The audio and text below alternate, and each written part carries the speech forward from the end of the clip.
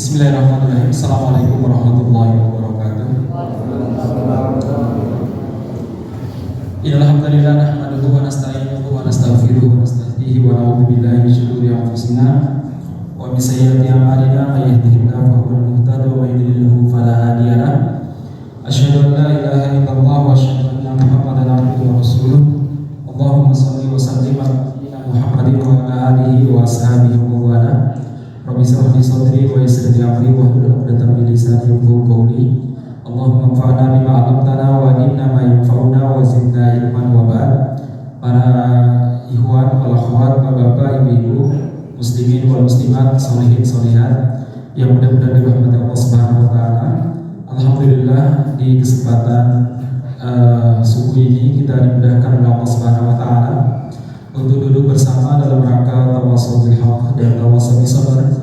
Kita senantiasa berdoa kepada Allah mudah-mudahan hidupnya kita dicatat sebagai amal soleh di sisi Allah Subhanahu wa taala. Salawat dan salam mudah-mudahan tercurahkan kepada Nabi kita Muhammad sallallahu alaihi wasallam, kepada keluarga beliau, sahabat beliau, dan siapa saja yang istiqomah di atas petunjuk Rasulullah sallallahu alaihi wasallam. Kita senantiasa berdoa kepada Allah mudah-mudahan kita termasuk mereka yang diberi kemampuan untuk bisa istiqomah menapaki petunjuk Nabi Muhammad sallallahu alaihi wasallam. Baik jemaah sekalian, di kesempatan kali ini sebagaimana yang telah tersebar di pamflet bahwa tema kita terkait tentang kemenangan ataupun futuhat, pelajaran dari beberapa kemenangan Rasulullah sallallahu alaihi wasallam di bulan Ramadan.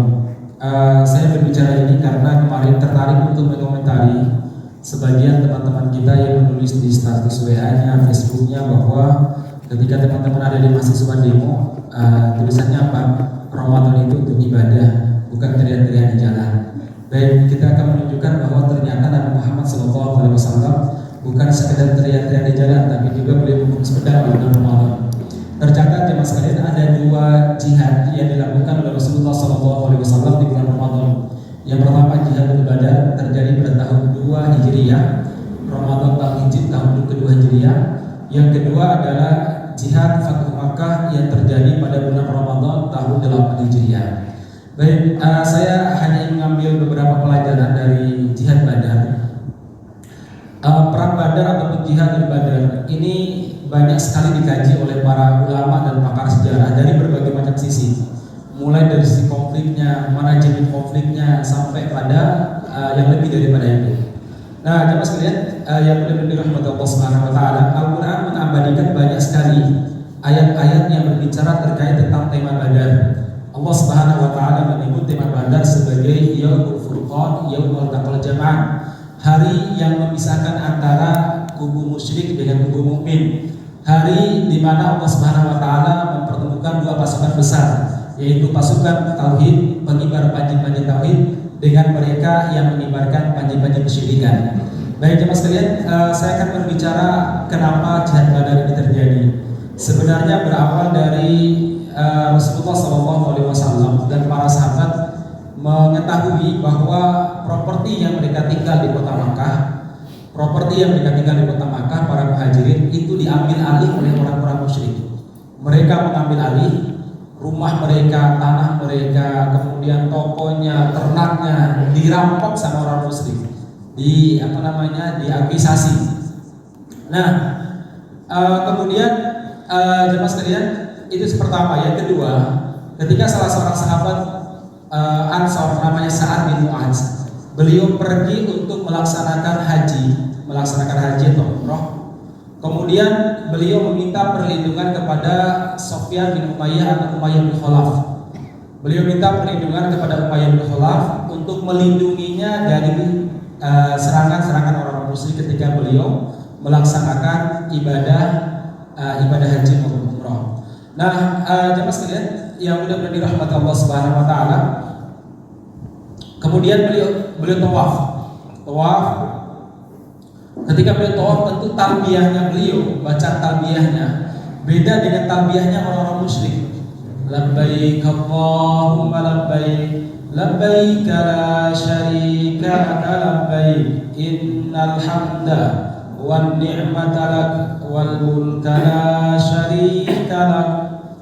Sementara talbiyahnya orang musyrik, labbaik Allahumma labbaik, labbaik ya Uzza laka labbaik, labbaik ya Manat laka labbaik.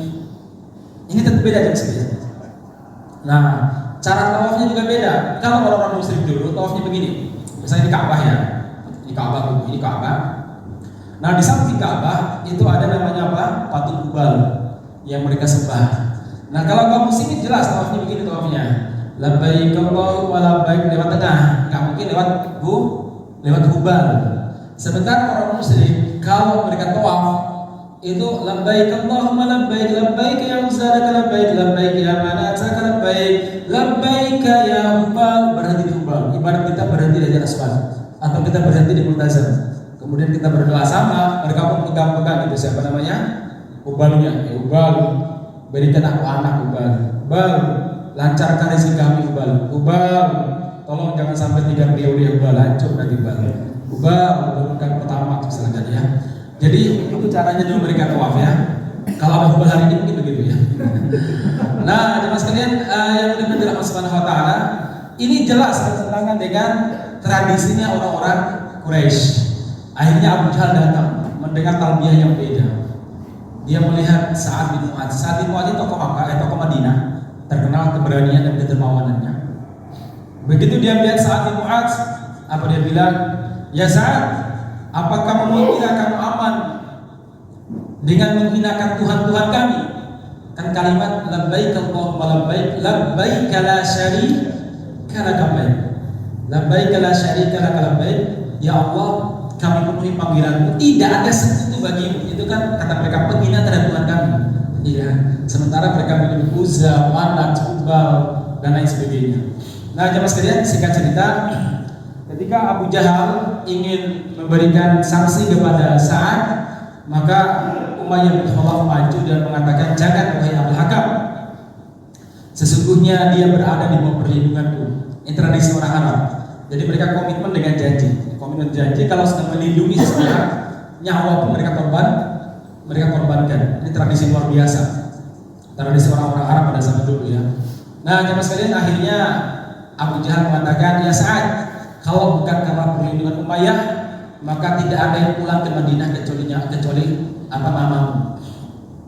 Sa'ad gak kalah juga, nantang juga Sa'ad. Ya Abul Hakam, sekali kamu berani menyakiti kulit saya saja, maka semua orang Makkah akan kelaparan. Kalian tidak akan bisa berdagang ke Syam. Karena kalau orang-orang Makkah berdagang ke Syam, butuh melewati mana? Madinah ya. Baru sadar dia ya, bahwa dia harus menghadapi orang-orang Madinah. Baik jemaah sekalian yang benar-benar dirahmati Subhanahu wa taala, sepulang dari itu, sepulang dari tawaf, dari haji, Sa'ad bercerita kepada Rasulullah SAW. Akhirnya Nabi Muhammad SAW mengatakan, sudah saatnya kita merebut kembali apa yang mereka ambil dari kita. Maka mulailah Nabi Muhammad membentuk batalion-batalion sangat banyak sekali. Batalion dikirim sana, ada pasukan khusus yang hanya terdiri 5 orang, yang hanya terdiri 7 orang, yang dibentuk oleh Rasulullah SAW untuk misi-misi tertentu, entah itu misi pengintaian, entah itu misi pemetaan dan lain sebagainya. Masya Allah ya. Kalau saya bayangkan, Masya Allah, dalam sebulan itu kadang Nabi Muhammad mengirim 3 batalion untuk visi-misi tertentu. Saya bayangkan beliau itu ternyata bukan sekedar guru agama, tapi juga ahli strategi militer. Nabi kita ini ya, Nabi kita ini bukan guru agama, tapi juga ahli strategi militer. Yang beliau persiapkan para sahabat, kemudian mentalitasnya dibuat, dipersiapkan supaya mereka bersiap menghadapi sebuah peperangan yang sangat dahsyat. Betul-betul dipersiapkan. Kemudian mulailah beliau motivasi para sahabat untuk melakukan berbagai macam i'dad, persiapan, mulai dari pemerintah mereka untuk melatih kuda, kemudian memanah dan lain sebagainya. Akhirnya para sahabat terus mengadakan latihan secara rutin sampai kemudian jemaah sekalian yang benar-benar dirahmati Allah Subhanahu wa taala, tibalah ketika Abu Sufyan yang tidak lain merupakan mertua Nabi Muhammad SAW. Cuma saat itu sepertinya belum menjadi mertua ya. Di kemudian hari menjadi mertua Nabi.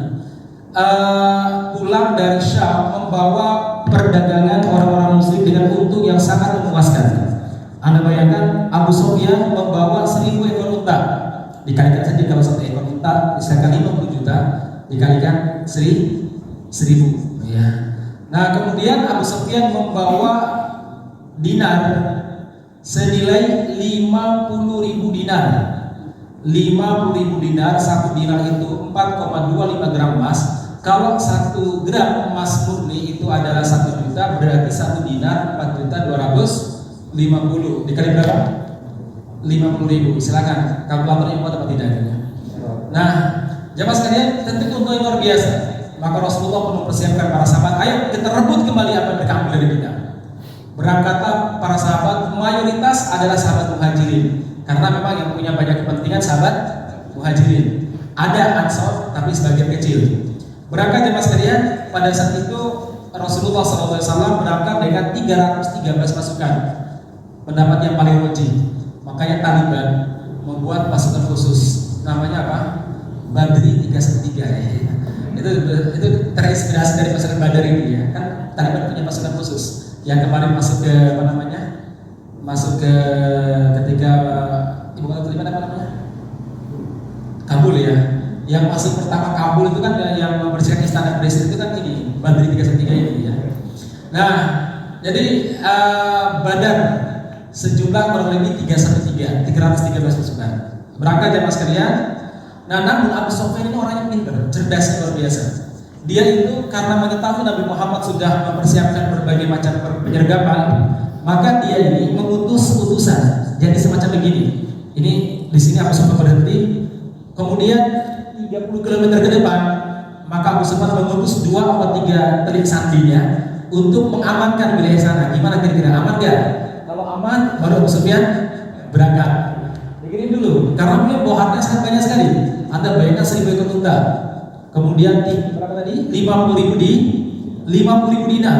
Belum lagi barang-barang lain berupa gandum, kemudian makanan, pakaian, kain dan lain sebagainya. Ngeri sekali bawaannya itu di Mesir. Nah, makanya Abu Sufyan itu tadi mengirim utusan sekitar 30 km, nanti datang aman baru berangkat.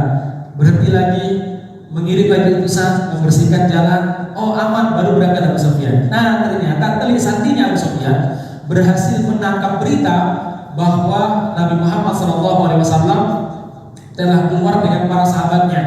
Itu yang Abu Sufyan berpikir keras, akhirnya dia pun merubah rute. Yang seharusnya lewat pas samping Madinah, ini beliau muter, ya, muter lewat pesisiran. Sementara dia mengutus salah seorang di antara pasukannya yang mengawal itu untuk apa? Untuk berangkat berlari untuk memberitahu orang-orang Makkah tentang penyergapan tersebut. Maka berangkatlah orang ini dengan sigap dia menaiki kuda. Disebutkan dia tidak berhenti sama sekali. Kudanya kuat sekali itu ya. Dia tidak berhenti sama sekali sampai menjelang di kota Makkah. Dia pun menyembelih seekor kambing. Kemudian dia melumuri darah kambing di badannya. Jadi seakan-akan baru disergap ya. Begitu dia masuk kota Makkah, orang-orang heran. Namanya orang-orang kan lihat kayak gitu kan, tertarik ya untuk mengetahui apa sebenarnya terjadi. Akhirnya orang-orang berkumpul di kota di Ka'bah. Setelah semua berkumpul, dia pun mulai melakukan berbagai macam provokasi. Dia kemudian cerita bahwa Muhammad begini, harta kalian terancam. Wah, itu membuat orang-orang Makkah takut. Kenapa? Karena mereka telah menitipkan barang-barangnya kepada Abu Sufyan. Ya, tentu itu membuat mereka takut ya, sekalian. Ini harta kita, ini masalah ekonomi kita ini. Akhirnya Abu Jahal segera memprovokasi massa, terkumpulan kurang lebih sekitar 1.300 pasukan. Berangkatlah mereka keluar kota Makkah. Begitu sampai di luar kota Makkah kurang lebih sekitar mungkin 100 kilo begitu. Mereka mendengar bahwa Abu Sufyan berhasil selamat. Ya, berhasil selamat. Maka terjadi perbedaan antara mereka. Lanjut atau balik. Akhirnya 300 balik ke kota Makkah, 1000 melanjutkan perjalanan dipimpin oleh Abu Jahal dengan seragam dan pakaian tempur yang sudah siap. Sementara di saat yang bersamaan Rasulullah dan para sahabat tidak siap untuk tempur, mereka hanya siap menghadang kafilah dagang. Singkat cerita, Rasul pun mengetahui hal itu bahwa Abu Sufyan berhasil lolos. dan dari Makkah telah keluar pasukan besar yang akan menyerang mereka dan menghadang mereka. Nabi Muhammad pun meminta musyawarah kepada para sahabat, gimana, lanjut atau kita balik ke tempat Madinah? Ini kejeniusan Nabi. Jadi beliau tidak mengambil pendapat pribadi. Lanjut atau kita balik ke Madinah? Maka para sahabat mengatakan, ya Rasulullah, putuskan sesuai dengan apa yang Allah Subhanahu wa taala tampakkan kepadamu. Jika harus lanjut, kami akan siap lanjut. Kalau Anda menyuruh kami menyeberangi lautan, kami akan menyeberangi lautan. Kalau Anda menyuruh kami untuk menyelami ke dalam samudera, kami akan menyelami ke dalam samudera. Dan kami tidak akan mengatakan sebagaimana perkataan Bani Israil kepada Musa ketika diajak perang oleh Nabi Musa melawan bangsa Jabar yang menguasai kota Palestina saat itu. Apa kata Bani Israil? Idhab anta wa rabbuka faqatila innaha hunama'idun. Musa, berangkatlah kamu bersama Tuhanmu, perangilah mereka. Kami akan nunggu di sini siapa yang menang. Ya Rasulullah, kami tidak akan mengatakan demikian, tapi kami akan mengatakan idhab anta wa rabbuka wa nahnu ma'aka.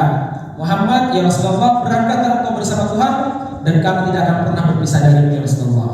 Mantap Nabi Muhammad. Kalau begitu kita lanjut, Nabi Muhammad. Lanjutlah mereka sampai di Badar. Begitu sampai di Badar, Nabi Muhammad SAW pun membuat beberapa tempat komando. Nah, saat itu jemaah sekalian, contoh seperti ini. Ini adalah sumur Badar. Ya, Nabi Muhammad SAW meletakkan pasukannya di luar sini. Kemudian ada salah seorang sahabat dari Ansor mengatakan, ya Rasulullah, positioning pasukan seperti ini wahyu dari langit atau itu istihad dari Anda ya Rasulullah? Rasul mengatakan ini adalah istihad dari saya, bukan dari langit. Kalau begitu ya Rasulullah, dalam perang padang pasir tidak begini cara meletakkan pasukan ya Rasulullah. Dan bagaimana kata Nabi? Ya Rasulullah, kita tempatkan pasukan di depan sumur, di depan telaga. Kenapa? Biar kita bisa menguasai air. Jadi kalau kita kehausan tinggal mundur. Sementara musuh kita, mereka tidak akan bisa mendapatkan air ya Rasulullah. Baik kalau begitu, ditempatkanlah pasukan di depan sumur Badar. Adapun mata air kecil dirusak, dialirkan ke sumur yang dibuat oleh Rasulullah SAW dan para sahabat, sehingga melimpah persediaan air jamaah sekalian. Kemudian Rasulullah SAW pun keliling Badar, ekspansi keliling ya, melihat bagaimana kondisi sekitar Badar. Beliau berjumpa dengan orang tua, kakek tua yang dikenal sebagai ahli geografis. Kemudian Rasulullah SAW mengatakan, wahai kakek, dari mana Anda? Saya fulan. Kalian dari mana? Akhirnya Nabi mengatakan, kakek, kami akan memberitahu Anda siapa kami, dengan syarat kakek memberitahu kami tentang dua pasukan yang keluar dari Makkah dan keluar dari Madinah. Baiklah kalau begitu. Si kakek mengatakan, saya mendengar bahwa pasukan Makkah yang dipimpin oleh Abdul Hakam telah keluar hari ini waktu sekian. Kalau memang benar apa yang saya dengar, berarti sebentar lagi atau sekarang mereka sudah berada di sekitar kita. Baik, dan saya dengar bahwa dari Madinah telah keluar pasukan dipimpin oleh Muhammad. Mereka keluar hari ini waktu segini. Karena belum ada jam ya. Hari ini mungkin pagi hari. Kalau benar apa yang saya dengar, berarti mereka telah berada di hadapan saya hari ini. Wah, ini pintar banget cara dia menghitung sebuah gerakan pasukan. Lantas mengatakan terima kasih wahai kakek. Kemudian orang ini mengatakan, kalian dari mana? Rasul menjawab, nahnu mimma, kami dari dulu di Irak ada sebuah kota yang sangat terkenal namanya Ma. Secara bahasa Ma artinya apa? Air. Nah, Nabi nggak bohong, air itu artinya air mani. Kami dari air mani. Ma itu kota di Irak, ada hubungannya sebenarnya. Tapi dalam perang memang harus khud'ah, harus apa? Pintar tipu-tipu ya. Harus benar tipu-tipu ya Mas Kiri. Tapi kalau bohong, nah mimma, kami dari air. Akhirnya orang tua itu mengatakan, mau Irak, wilayah Irak kan? Nabi Muhammad tidak menjawab. Terus pergi ya. Nah, maksud muslimin yang mudah-mudahan dirahmati Subhanahu wa taala. Kemudian di saat sholat, Nabi Muhammad sedang sholat, para sahabat berhasil menangkap dua budak yang dikirim oleh orang-orang musyrik untuk mengambil air. Ditangkap, diinterogasi, kamu dari mana? Saya dari Makkah. Bohong, jangan-jangan kamu budaknya Abu Sufyan. Di mana Abu Sufyan? Saya nggak tahu di mana Abu Sufyan, karena saya dari Makkah bersama dengan orang-orang Makkah.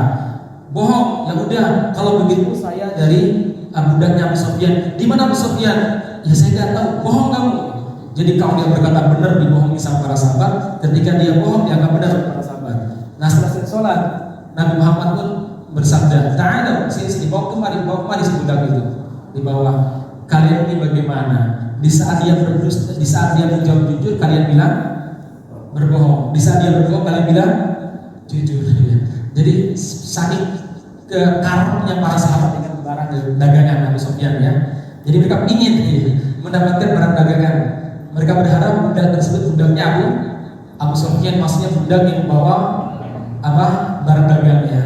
Kemudian Nabi Muhammad SAW mengatakan, benar kalian dari Makkah? Iya ya Muhammad. Baik, kalau begitu berapa jumlahnya orang-orang Makkah?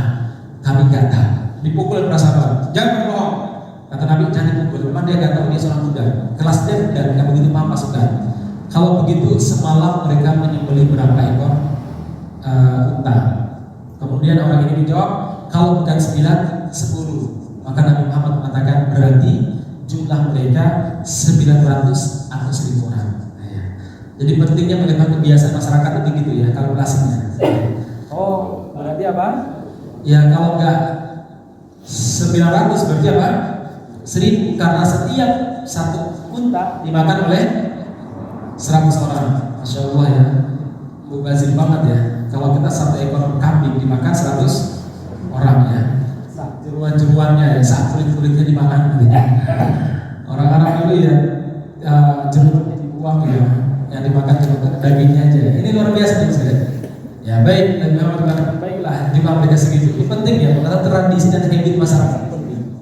Dulu para sahabat yang terbunuh, sahabat Maunah, itu kan salah satu faktor yang menyebabkan mereka terbunuh. Gara-gara apa? Jejaknya mereka terendus. Apa? Dari mana? Dari kurma yang mereka makan.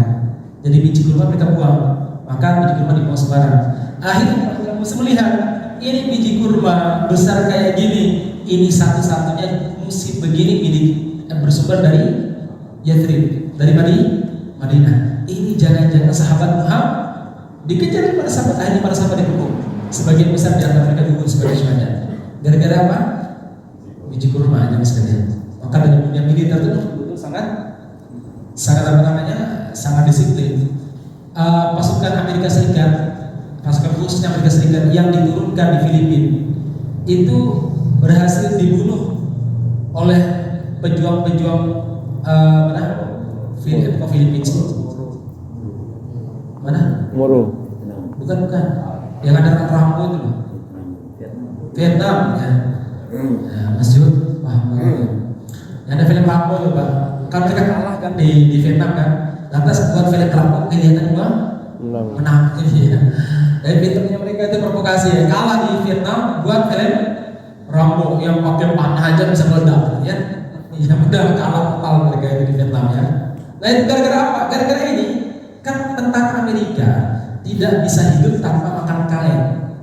Makanan kaleng itu bisa hidup. Jadi minuman kaleng bersoda, kemudian makanannya ya berkaleng juga. Nah sementara para pejuang Vietnam, mereka biasa kemana-mana bakar kayak jadi pinternya jenderal saat itu. Jadi mereka daerah-daerah yang mereka gerilya mereka ditanam singkong, ditanam ubi, ditanam pisang. Jadi kemana mereka lari, mereka nggak perlu bawa bekal, cukup berhenti di situ. Oh singkongnya udah besar, tinggal digali singkongnya, dan mereka tidak perlu membakar singkong, cukup dibersihkan, dicuci terus dimakan kenyang. Nah kalau Amerika begitu sakit perut, sementara ada dokter nggak ada di hutan, maka mana-mana mereka bawa bakar kaleng. Dan kalau minum, pejuang-pejuang Filipina gampang, ada rawa-rawa bersih, ada sungai bersih, tinggal minum, dimasak sedikit atau langsung minum, segar mereka ini. Sementara Amerika Serikat minumnya harus minuman bersoda, minum air rawa langsung mencret. Ini kekalahan besar Amerika Serikat saat itu zaman sekali. Kenapa? Mereka ini tidak memahami lokal wisdom, tidak memahami kearifan lokal. Sementara tentara Vietnam gampang lari, ya. Ketemu air minum. Pas kayak zaman-zaman kecil lah, minum di sawah, di kali gitu ya. Kalau sekarang enggak ya mati sekarang karena banyak pestisida ini. Nah kemudian apa? Sama aja mas Tentara Palestina dan tentara Vietnam itu kalau bawa perlengkapan perang belum banyak. Kenapa? Karena mereka nggak terbebani bawa macam-macam. Paling kalau sepatu mereka pakai sepatu apa namanya, sepatu bola, karena wilayah licin. Sepatu bola kan enak kan, sepatu bola karena wilayah licin. Nah sementara tentara Amerika sepatunya sepatu apa? Sepatu bot. Jadi sekali berjalan itu padatnya, tebalnya sepatu itu bisa 10 cm karena tanahnya tanah tadi ya, tanah sawah ya, sehingga mereka susah untuk berlari. Sementara Vietnam, bisa sekali mereka, walaupun tubuh mereka kecil, masya Allah ya. Akhirnya kalah, karena kalah kemudian membuat film apa? Film Rambo ya. Baik, singkat cerita masyarakat muslimin, kaum muslimin, akhirnya persiapan terjadilah malam itu. Biasanya mau perang, malam itu para sahabat merasakan capek luar biasa karena Ramadan, panasnya luar biasa. Kemudian mereka tegang, orang tegang, capek, nggak sempat tidur, itu kan fisiknya menurun. Namun subhanallah, Allah subhanahu wa ta'ala mengirimkan tentaranya berupa apa? Rasa ngantuk. Jadi mereka bisa ngantuk. Anda bayangkan besok mau perang, besok berpikir gimana caranya beli, ya, disembelih apa disembelih ya, disembelih apa menyembelih. Itu para sahabat seharusnya tegang, nggak bisa tidur. Mereka bisa tidur nyenyak sampai di antara para sahabat dulu. Ya, kemudian nyenyak banget kan tidurnya. Nah besok subuhnya, habis sholat subuh, hujan turun, segar badan mereka. Kan hujannya nggak begitu berderas, bikin segar badan mereka. Sementara di pihak musyrik, mereka tidak bisa tidur sepanjang malam. Mereka pesta, mabuk, nyanyi para bini wanita. Paginya hujannya deras luar biasa sampai tenda mereka kebanjiran. Nah ini yang buat mereka juga kesulitan. Singkat cerita, terjadi peperangan. Pada saat itu Nabi Muhammad SAW dibuatkan sebuah podium yang sangat tinggi untuk bisa mengawasi perjalanan peperangan. Sementara pasukan Nabi dibagi di 3 kelompok, pasukan tengah, kiri, kanan. Kemudian jamaah sekalian, orang-orang musyrik langsung dipimpin oleh Abu Sufyan, tidak ada pembagian pasukan. Kemudian jemaah sekalian, sebelum perang Rasul menunjuk Hamzah bin Abdul Muthalib, paman beliau, sebagai komando lapangan. Kemudian sebelum perang orang-orang musyrik minta perang tanding. Majulah 3 jagoan, satu namanya Syaibah, yang kedua namanya Walid, yang ketiga namanya Utbah. Sementara kaum muslimin yang maju adalah Hamzah, Ali bin Abi Thalib, dan Ubaidillah bin Haris. Tiga-tiganya ini keluarga Nabi. Hamzah paman Nabi, Ali sekaligus menantu Rasulullah. Ubaidillah bin Haris ini merupakan sepupu Rasulullah SAW sekaligus saudara sesusu Nabi Muhammad SAW. Nah, jemaah sekalian, secara nama, kata para sejarawan, secara nama orang-orang musyrik Makkah sudah kalah secara nama. Walid artinya apa? Bocah. Kemudian Syaibah artinya mbah-mbah. Kemudian Utbah artinya orang sakit-sakitan. Ya, melawan orang yang punya nama Hamzah artinya singa. Ali artinya perwira. Ubaidillah artinya hamba Allah. Jadi secara nama aja udah gak match. Ya, udah gak selevel. Bocah, mbah-mbah, sama sakit-sakitan. Melawan singa. Terus Ali itu apa? Perwira, sama Ubaidillah hamba Allah. Jelas agak selevel aja Mas. Jika cerita damai mereka kalah, 3-3 mati. Itu yang buat kaum muslimin kemudian bertakbir, terjadilah perang luar biasa. Nabi Muhammad SAW berdoa kepada Allah Subhanahu wa taala di atas podium. Beliau berdoa sampai disebutkan badan beliau bergemetar. Begitu seriusnya beliau berdoa sampai beliau mengatakan, "Ya Allah, intuhlik hadhihi usabah." Kalau engkau menghancurkan pasukanku, yaitu pasukan kami, ya Allah, lan tu'bad abadan fil ardi. Selama-lamanya engkau tidak akan disembah di muka bumi ini. Beliau sampai keterlaluan ngomongnya ya. Ingatkan sama Allah Subhanahu wa taala, "Laisa laka minal amri syai'." Kamu tidak punya urusan dalam masalah ini Muhammad. Ini urusan kami. Beribadah tapi itu urusan saya ya Allah Subhanahu wa taala. Diingatkan. Tapi seriusnya, ya Allah, berikanlah kemenangan yang selama ini Engkau janjikan kepada kami ya Allah. Sampai kemudian sedang kami jatuh, surbannya diambil oleh Abu Bakar, dinaiki lagi, beliau berdoa lagi dengan serius, jatuh lagi, dinaiki oleh Abu Bakar, sampai Abu Bakar radhiyallahu anhu mengatakan, "Cukup ya Rasulullah, cukup ya Rasulullah. Allah Tuhanmu telah mendengarkan dan akan mengijabahi doamu ya Rasulullah." Ya, Nabi Muhammad berdoa, "Ya Allah, andaikan pasukan ini hancur, niscaya Engkau tidak akan diibadahi lagi ya Allah." Ini doanya Neno Warisman ketika dulu kubu Jokowi sama Prabowo lagi kampanye, ya. Ini kan di Prabowo kan, ya Allah jika pasukan ini kubu ini dihancurkan maka aku tidak akan ibadah selama-lamanya, ya. Kan Kiai marah kan, emang kami Abu Jahal apa ya?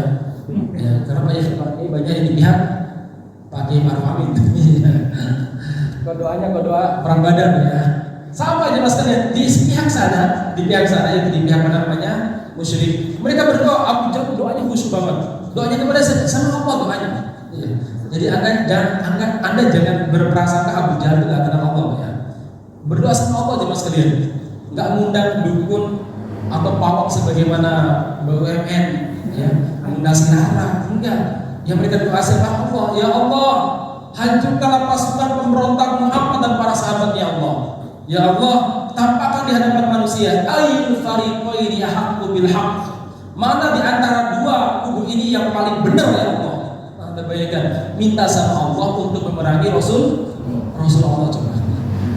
Itu jadi kalau sekarang itu ada orang bersorban minta supaya kubu umat Islam itu hancur, ya wes biar biasanya kita nggak usah gumun ya. Kalau ada orang bersorban kemudian berpakaian putih doa minta kemenangan para pendurhaka, para durjana, wes biar sudah ada siapa?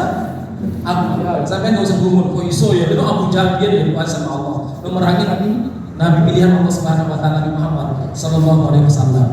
Jadi jemaah sekalian terjadi perang yang luar biasa. Saat itu Rasulullah tersenyum, Abshir ya Abu Bakar, bergembiralah wahai Abu Bakar, sesungguhnya saya melihat Jibril telah turun dengan para malaikat dari langit ketiga, dan di gigi serinya Jibril ada debu dan dia berperang dengan kudanya. Masya Allah ya.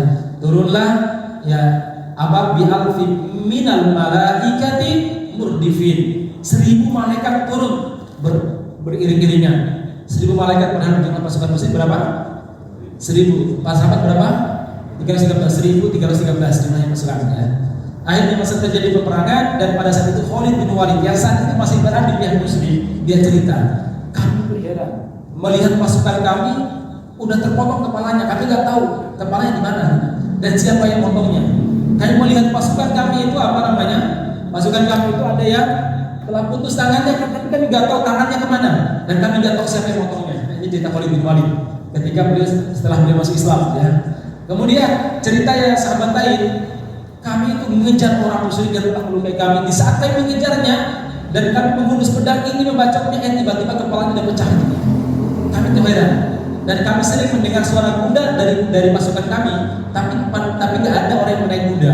Sebab para sahabat yang bawa kuda cuma 2 orang, ya, yang bawa kuda pada saat itu. Kami mendengar ada suara kuda, Hayya Haizun irkabi, wahai Haizun berangkatlah. Haizun itu kudanya malaikat. Makanya kalau punya motor yang udah bagus kasih nama Haizun, biar kencang, ya. Ya Haizun irkabi, wahai Haizun berlarilah Haizun. Kami lihat kiri kanan kok nggak ada kuda, ya. Di saat yang bersama orang musyrik lari terbirit-birit. Nah, ada cerita yang menarik. Jadi ketika 3 jagoan musyrik itu jatuh, orang musyrik itu keder awalnya sebelum perang, ya.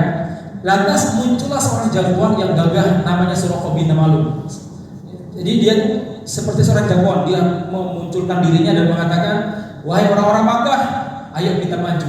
Aku akan melindungi kalian, kita perangi mereka. Nah, dia inilah yang memprovokasi pertama kali perang itu dia ini. Tapi di tengah peperangan dia malah berlari. Orang-orang musyrik heran, ya Suraqah, kenapa kamu berlari? Bukannya kamu berjanji melindungi kami? Apa jawaban dia? Inni awama tarum, inni akhafullah rabbul alamin. Dia berikan oleh Allah Subhanahu wa taala kalimat ini. Saya melihat apa yang tidak kalian lihat. Saya takut kepada Allah Subhanahu wa taala. Ternyata dia iblis yang menjelma dalam bentuk manusia. Maka saya melihat apa yang tidak kalian lihat. Maksudnya dia melihat pasukan malaikat. Iya. Maka sebenarnya iblis itu ketika capek sudah tidak bisa lagi membisik-bisiki, ya, maka dia akan langsung terlibat terjun langsung menjelma dalam bentuk manusia untuk memerangi kaum muslimin. Maka saya khawatir di negeri kita sebenarnya ada iblis yang menjelma dalam bentuk manusia, ya. Nggak tahu siapa orangnya, ya lihat aja ciri-cirinya, ya. Baik jemaah sekalian, singkat cerita, pasukan kaum muslim berada di atas angin. Kemudian ada hal yang menarik lagi. Abdurrahman bin Auf cerita, di saat perang itu Saya di samping kanan saya tiba-tiba ada seorang anak muda yang umurnya kurang lebih 16 atau 17 tahun, masih belia banget. Apa dia bilang? Paman, mana yang namanya Abu Jahal? Kata Abdurrahman, kamu kenapa dengan Abu Jahal? Abu Jahal itu orang Makkah, kamu orang Madinah. Urusan apa kamu dengan dia? Ya, saya dengar ketika di Makkah dia sering menyakiti Rasulullah SAW. Begitu Abdurrahman ingin menunjuk Abu Jahal, tiba-tiba di samping saya ada anak muda yang sama umurnya, nanya yang sama, saya tanya yang sama. Dia jawab, ya paman, saya dengar bahwa dia di Makkah suka menyakiti Nabi. Hari ini dia tidak akan selamat dari pedang saya, paman. Akhirnya Abdurrahman dengan senyum mengatakan, tuh, itu yang bajunya gagah itu, yang dilindungi oleh pasukan itu, itulah Abu Jahal yang kalian cari. Mereka maju dan berhasil melewati pasukan penjaga Abu Jahal. Masya Allah ya. Kemudian mereka berhasil membabat Abu Jahal sampai Abu Jahal terjatuh. Ketika mereka ingin membabat lagi Abu Jahal, datang Ikrimah bin Abi Jahal, yaitu putranya Abu Jahal yang saat itu masih musyrik. Dia pun membela bapaknya dan berhasil berhasil menebas tangan kiri dari salah seorang anak muda yang namanya Muawid. Tangan kirinya terbelah bergelantungan karena tinggal kulitnya, jadi tulangnya sudah putus. Akhirnya anak ini menginjak jarinya diiris langsung ke tangannya biar gak mengganggu ya. Dan mereka berhasil membunuh Abu Jahal. Namun Abu Jahal masih sekarat sampai ketika pasukan musyrik sudah melarikan diri. Abdullah ibnu Mas'ud ia ditugaskan oleh Nabi Muhammad untuk mengkoordinir pengumpulan harta ghanimah itu melewati Abu Jahal, dan dia bertanya sama Abu Jahal, ya Al-Hakam, bagaimana rasanya kematian? Apakah janji Allah Subhanahu wa taala, ancaman Allah Subhanahu wa taala sudah kamu rasakan? Apa jawaban dia? Wahai budak, dia masih ngeceh untuk besok dia. Wahai budak, kasih tahu Muhammad, Tuhan kami tidak pernah kalah, Hubal lebih tinggi. Jadi sampai mati pun masih istiqomah di atas kekafiran. Akhirnya apa? Akhirnya Abdullah bin Mas'ud kemudian langsung menebas lehernya, kemudian dibawa ke hadapan Nabi dan melempar kepalanya di hadapan Nabi Muhammad SAW, dan kepalanya menggelinding. Nabi Muhammad pun berfirman dan bersabda, Allahu Akbar kabira, walhamdulillahi katsira, alhamdulillahilladzi sadaqa wa'dah wa nasara 'abdah wa hazama al-ahzaba wahdah. Kata Nabi ya, gembira sekali Nabi Muhammad.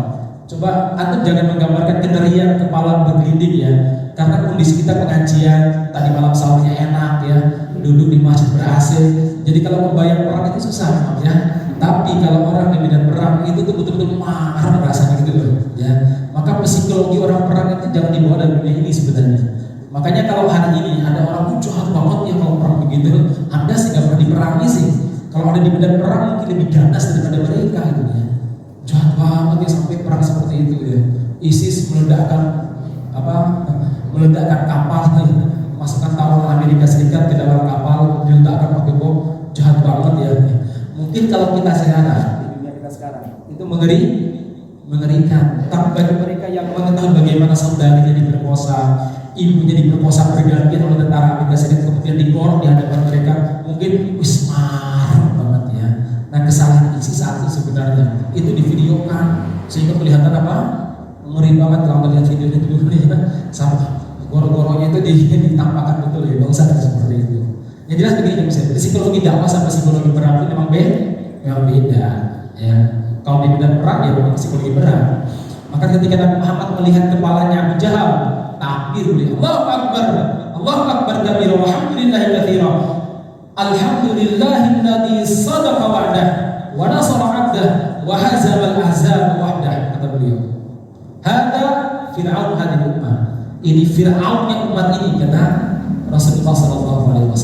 Nah, jemaah sekalian, ada banyak kejadian yang mengiringi perang Badar. Di antaranya satu, jemaah sekalian, adalah apa? Ada salah seorang sahabat namanya Uqasah bin Muhsan. Dia ini ketika perang bawa pedangnya pedang satu kok. Saat semangatnya perang, pedangnya patah. Ya namanya perang, kalau nggak ada pedang gimana coba? Ya, akhirnya apa? Dia mundur ke belakang, bilang sama Nabi, Rasulullah, pedang saya patah, saya nggak bisa melanjutkan lagi. Apa jawaban Nabi? Nabi mengambil ranting kayu. Ini mas, lanjutkan ini perang kali ini. Ya Rasulullah pakai ini, iya, dan maju sana kata Rasulullah. Dia maju pakai ranting kayu. Begitu ada orang yang menebasnya, dia tangkis pakai kayu, berubah jadi pedang. Dan pedang tajam putih paling bagus dari kayu itu. Dia bersemangat luar biasa, dan para sahabat mengatakan pedang Ukasa adalah pedang yang paling bagus yang pernah kami lihat. Kenapa? Itu pedangnya. Ini bukan cerita dongeng ya. Ini adalah mukjizat Nabi merubah pedang, merubah kayu menjadi pedang. Masya Allah. Ini mukjizat Pak. Anda jangan coba-coba, Mas. Ini aku gimana nih? Mau nyembelih ayam gak ada pisau, ini pakai biji. Bismillah, gak bisa ya sekalian ya. Ini ruang mukjizat.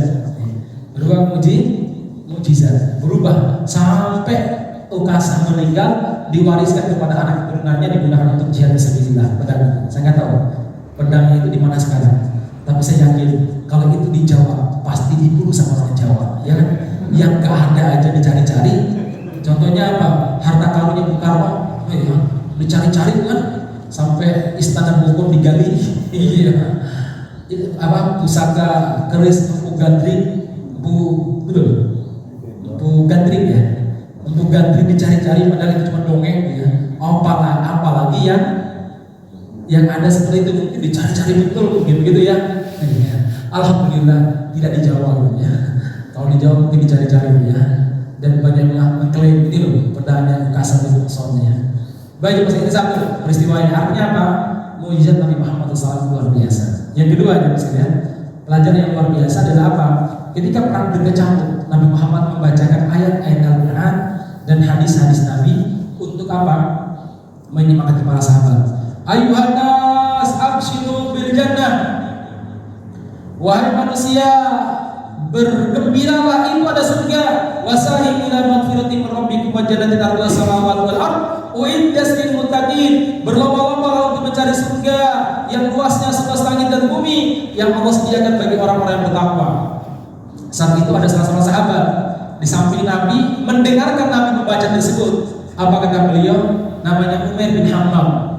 Umair bin Hammam, ya Rasulullah, al-jannatu arduha samawati wal ard. Ya Rasulullah, surga itu seluas langit dan bumi. Ya Rasulullah, bala, betul. Ya Rasulullah, bah kata beliau. Kenapa kamu ucapkan bah? Ya Rasulullah, illa anakuna min ahliya. Arju anakuna min ahliya. Saya berharap menjadi penghuni surga ya Rasulullah. Rasul mengatakan anta min ahliya. Kamu termasuk penduduk surga. Akhirnya dia memakan biji kurma dan makan kurmanya, karena orang dulu kemana-mana biasanya bawa kantong kurma, apalagi di medan perang. Ya, kemudian ada air minum. Jadi kemana-mana ya bawa ini, bawa minuman lah. Kenapa demikian? Karena orang Arab dulu nggak sebagaimana zaman kita sekarang ya, kemana-mana bawa HP, ada GoFood, Shopee, macam-macam ya. Orang dulu ya cuma itu, dan makanya cuma kurma beli punya. Ya, kemudian fisiknya kuat. Ya, maklum orang Arab terbiasa makan kurma 5 biji udah cukup bagi mereka. Kalau kita makan kurma 10 biji, kalau belum masuk nasi belum kenyang ya. Nah, coba sekalian, kemudian beliau makan, kemudian beliau bilang, demi Allah, kalau seandainya ini saya habiskan kurma, ini kehidupan yang sangat panjang. Saya sudah rindu dengan surga, saya telah rindu dengan para bidadarinya. Beliau pun menghulus pedangnya, mematahkan sarung pedangnya. Artinya saya tidak akan menyarungkan lagi pedang saya. Beliau pun terjun di medan jihad, membawa kiri kanannya sampai beliau gugur sebagai syuhada. Kata Rasulullah, sadaqah wa sadaqahullah. Orang ini jujur dengan niatnya, Allah pun jujur dengan janjinya. Masya Allah ya. Kenapa? Karena hasil tidak akan pernah mengkhianati usaha. Subhanallah ya, saya gugur sebagai syuhada. Itu artinya apa jemaah sekalian? Begitu pentingnya kita jujur dalam niat. Nanti Allah lanjutkan nanti. Saat jadi kita itu muslim itu kalau punya rencana, kadang rencana kita itu bahan-bahannya persiapan nggak sampai bisa menyelesaikan rencana tersebut. Tapi dengan modal Bismillah dan ikhlas itu rampung ya. Anda lihat para kiai, para ustadz bangun pondok, kadang modalnya berapa? Modalnya Bismillah. Tapi itulah muslim itu dia itu penting maksimal, ikhtiar maksimal. Nah, dia melanjutkan 10%, 70%, bahkan berapa 90% siapa? Allah yang melanjutkan nanti ya. Bismillah aja. Saya kemarin isi kajian di daerah Delapan. Ada teman-teman bangun SDIT ada salah. Contohnya, Itu bagus banget. Oh iya masjidnya. Jadi gelang apa di sini ya? Itu bagus banget bangunannya. Saya tanya, dulu modalnya berapa ini? Ustaz, modal bismillah. Loh, maksudnya bagaimana? Dulu kami punya modal cuma 30 juta, ini sudah habis hampir 2 M. Loh kok bisa? Pokoknya bismillah saja. Bismillah, tawakal, yang lanjutkan Allah Subhanahu wa taala katanya. Mau itu begitu sebenarnya. Kita itu kalau bicara sampai harus punya modal sekian, nggak bakalan kan sekalian. Kita lihat teman-teman yang bangun masjid, ya. Kadang modal berapa sih bangun masjid itu? Awalnya cuma 60 juta, tahu-tahu habis udah berapa? Udah 1 M. Ada teman saya itu lagi bangun masjid di dekat daerah Manahan, dekat Cafe Hotel sana. Muka masjidnya, dulu masih kecil masjidnya. Saya kasih kecil. Nah pas kemarin bikin tuh, pokoknya Ramadan harus dipakai 6 bulan. Saya tanya sama tamunya, berapa Pak? Dulu kita modalnya 70 saja. Sekarang berapa? Udah 1 M lebih. Dari mana? Ya dari Allah lah ya. Jadi masya Allah ya, salah satu begitu. Biar Allah Subhanahu wa taala mengajarkan. Kalau kita jujur, Allah pun akan jujur kepada kita. Baik jemaah sekalian, ada hal yang menarik lagi yang terjadi luar biasa adalah apa? Saat itu para sahabat betul-betul perangnya perang psikologis. Anda bayangkan mereka harus terutama muhajirin harus berhadapan dengan teman-temannya yang dulu teman makan satu piring di Makkah, yang dulunya teman berkuda bareng-bareng. Kalau sekarang mungkin anak muda teman teman konvoinya kalau sekarang gitu ya. Teman mabuk bareng gitu ya, zaman jahiliyah. Mereka harus berhadapan dengan teman-temannya. Bahkan lebih daripada itu, Abu Ubaidah ibnu Jarrah harus berhadapan dengan ayah kandungnya. Kemudian Umar harus berhadapan dengan pamannya. Abu Bakar harus bertempur melawan putranya Abdurrahman yang saat itu belum masuk Islam. Kemudian Mus'ab bin Umair harus berhadapan dengan saudaranya Abu Aziz bin Umair. Saya bayangkan itu perang psikologis banget mas kalian. Sampai Abu Ubaidah itu bilang, semua pasukan musyrik saya berani menghadapinya kecuali satu, orang tua yang sudah putih rambutnya. Dia terus mengejar saya lari gitu kata siapa? Abu Ubaidah, saya lari. Dia terus mengejar saya dan menantang saya. Kemudian saya berpikir, ini kalau orang dibunuh sama mujahidin lain, saya khawatir akan membenci para mujahidin gara-gara membunuh orang tua ini, musuh Allah ini. Biar saya sendiri yang membunuhnya, biar saya tidak punya penyesalan. Dia membalikkan badannya, dia duel sama ini sama orang tua ini, dan dia berhasil membunuhnya walaupun air matanya menetes. Siapa dia? Ayahnya, Jarrah. Akhirnya jemaah sekalian, orang-orang munafik menyebarkan desas-desus. Abu Ubaidah durhaka masa bapaknya dibunuh. Umar masa pamannya dulu menyuapi dia. Karena begini, dalam tradisi orang Arab, hubungan antara keponakan sama paman itu seperti hubungan anak sama ayah, dekat sekali. Ya. Nah jemaah sekalian, gimana ini Muhammad? Gimana nih Umar? Gimana Abu Bakar? Gimana? Pokoknya begitulah mereka memprovokasi. Akhirnya turunlah firman Allah Subhanahu wa taala dalam surat Al-Mumtahanah yang menyebutkan la tajidu qauman yu'minuna billahi wal yawmil akhir. Kalian tidak mendapatkan orang yang beriman kepada Allah dan hari akhir yuwadduna man hadallahu wa rasulah, mencintai orang yang menentang Allah dan Rasulnya. Maksudnya orang beriman tidak akan mencintai orang yang menentang Allah dan Rasulnya, apalagi sudah terlibat dalam memerangi Allah dan Rasulnya. Tidak boleh mencintai walau kanu abahu, walaupun bapak Abu Ubaidah bin Jarrah, au abnahu, anak-anak siapa? Abu Bakar, au ikhwanahu, siapa? Mus'ab bin Umair, au ashiratahu, atau keluarga besarnya, siapa? Umar bin Khattab. Ulaika kataba fi qulubihim iman. Orang-orang seperti inilah yang diberi keimanan oleh Allah Subhanahu wa taala. Jadi teman-teman sekalian, kata Syekh Abdul Aziz Abdurrahim Al-Alamah beliau mengatakan al-mu'minul ba'id, seorang mukmin yang jauh nasabnya dengan kita, bahkan jauh tempat tinggalnya dengan kita di luar negeri sana, qaribun, bagi kita itu sangat dekat. Minal kafiril qarib, daripada orang kafir yang dekat rumahnya dengan kita, bahkan saudara kita. Kenapa? Karena kata beliau, ad-din lil wilayah, agama itu membuat kita saling cinta. Sementara nasab lil ta'aruf, untuk saling untuk identitas. Nasab untuk identitas, sementara yang membuat kita saling mencintai dan saling membela adalah agama. Maka tadi begitu. Baik teman sekalian, saya kira ini yang disampaikan. Tentu masih banyak sekali pelajaran-pelajaran yang tidak bisa diambil, tapi kalau kita lihat bahwa ternyata Ramadan itu Nabi juga melakukan perjuangan jihad fisabilillah. Saya kira demikian. Barakallahu fiikum. Mohon maaf kalau ada hal yang tidak berkenan. Taqabbalallahu minna wa minkum. Mudah-mudahan amal soleh kita diterima oleh Allah Subhanahu wa taala. Siam kita, puasa kita, tarawih kita, semuanya menjadi ampunan atas dosa-dosa kita. Ya Rabbal alamin. Dan alhamdulillah kita ini gaji terus ya. Tadi malam gaji, nanti malam gaji lagi ya. Alhamdulillah ya. Ini Lailatul Qadarnya bukan berarti berbilang ya. Terus insyaallah alhamdulillah ya. Jadi kita ini kafir terus. Alhamdulillah Bapak-bapak, barakallahu fikum ya. Demikian, assalamualaikum warahmatullahi wabarakatuh.